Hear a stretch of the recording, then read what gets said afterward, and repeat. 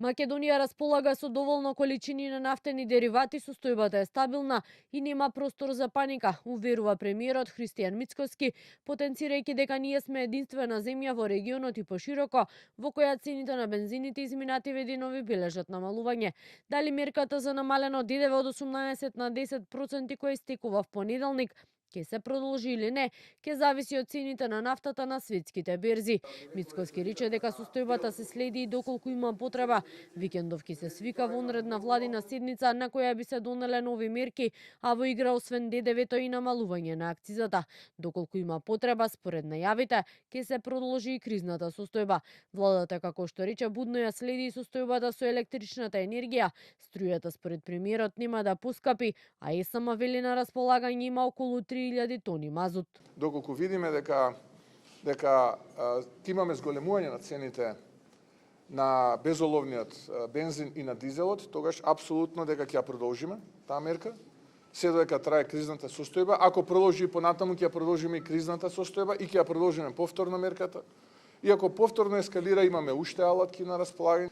Нема да има поскапување на цената на електричната енергија за граѓаните, така што целата состојба е под апсолутна контрола. Ќе повторам, предизвици ќе има, дневно ги решаваме. Доколку има потреба, според најавите од влада, ќе се носат и мерки во делот на храната, но сликата за тоа ќе биде појасна по податоците кои треба да ги објави статистика на 7 месецов.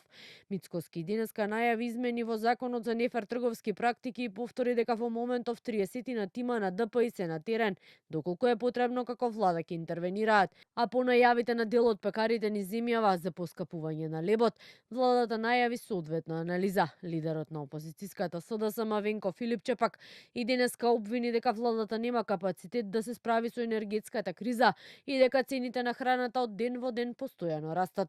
Имаме индикатори, имаме анализа, имав состанок и со директорката од Комисијата за заштита на конкуренција, го подготвуваме новиот закон во кој што се предвидени многу поголеми глоби за оние трговци кои што ќе се однесуваат девијантно и непазарно.